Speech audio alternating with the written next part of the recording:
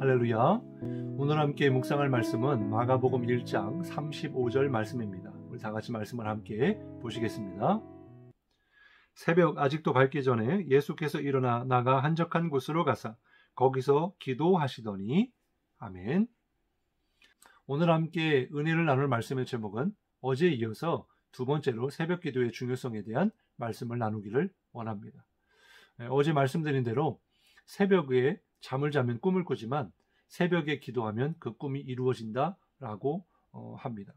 뿐만 아니라 우리가 새벽을 소중히 여기면 새벽이 우리를 소중한 사람으로 만들어준다라는 거예요. 왜요?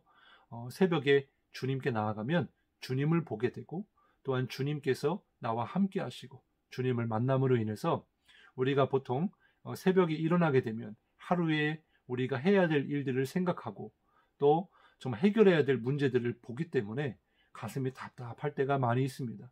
또 앞이 캄캄할 때가 많이 있어요.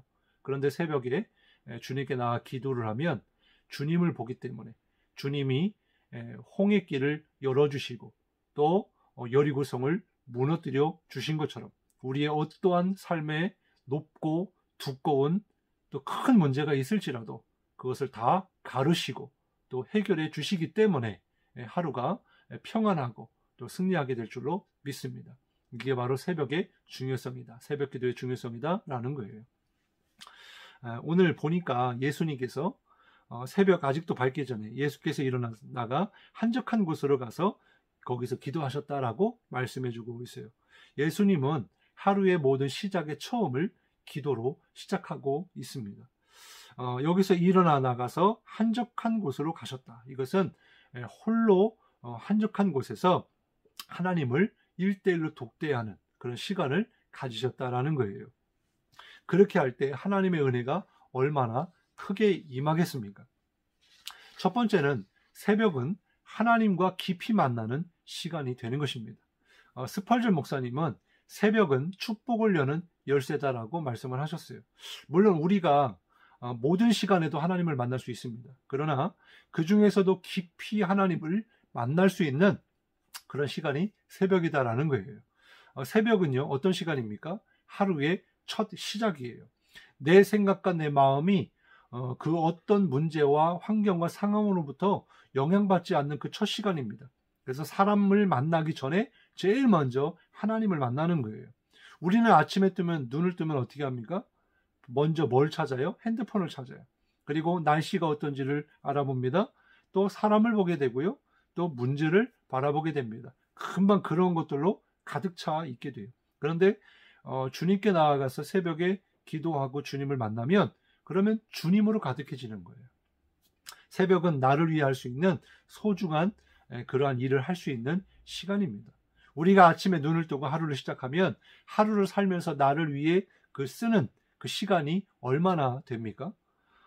굉장히 많죠. 그런데 그 모든 시간들이요, 눈 한번 깜빡하면 금방 지나가 버려요. 그렇습니다. 새벽은요, 하나님을 깊이 만날 수 있는 아주 유일한 그런 시간이 되는 것이고 내 영혼이 맑아지게 되고 또 거룩하게 되는 아주 중요한, 나의 영혼에 있어서 아주 중요한 시간이다라는 거죠. 그리고 마음만 먹으면 규칙적으로 기도할 수 있는 시간 또한 새벽이 됩니다. 우리가 살아가다 보면 우리가 일평생 쉬지 않고 기도해야 되는데 그 원동력이 어디 있을까요? 바로 새벽 기도에 있습니다. 그러려면 어떻게 해야 돼요? 밤에 일찍 자는 거죠. 일찍 자는 만큼 아침에 일찍 일어날 수 있는 것입니다. 그러면 어떻게 해요? 밤 시간도 인간의 욕망을 채우는 시간이 아니고 허비하는 시간이 아니라 주님을 만나기 위해서 또 충전하고 또 쉼을 통하여 또 다른 새로운 한 날을 정말 승리하며 살아갈 수 있도록 빨리 마감하는 거예요. 그리고 아침에 일찍 일어나서 주님과 함께 하루를 시작하는 것입니다. 그렇기 때문에 새벽을 깨워서 기도함으로 하나님과 깊이 만나는 그런 시간을 가지시길 바랍니다. 두 번째는 왜 새벽에 기도해야 되느냐? 시험에 들지 않도록 기도해야 된다는 거예요. 누가복음 22장 40절에 보니까 유혹에 빠지지 않게 기도하라라고 주님께서 말씀하셨습니다. 우리가 사는 삶은 늘 시험과 유혹에 사로잡혀 있어요. 그 시험을 이길 수 있는 원리가 무엇이냐면 시험에 들면 빠져나오기 어렵기 때문에 시험에 빠지기 전에 먼저 기도하는 거예요. 이게 바로 지혜로운 사람입니다. 문제에 빠져서 문제를 해결하는 사람이 아니고 문제가 있기 전에 그 문제를 피하고 문제를 만나도 답을 알고 있기 때문에 넉넉하게 이기게 될 줄로 믿습니다. 아담과 하와가 왜 시험에 실패를 했습니까? 먹음직도 하고 보암직도 했다. 이렇게 선악을 알게 하는 나무의 열매에 대한 그런 표현이 나옵니다. 이건 뭐예요? 육신의 정욕입니다. 하나님처럼 될 수 있다는 교만이에요. 이러한 것들은 다 육적인 것이고 혼적인 것들이에요. 이 육적이고 혼적인 것을 이길 수 있는 유일한 방법은 영적으로 충만하는 길밖에 없습니다. 영이 충만하면 육적이고 혼적인 그런 시험을 이길 수 있다는 거예요. 문을 열고 나면 어떻게 됩니까? 바로 시험이 옵니다.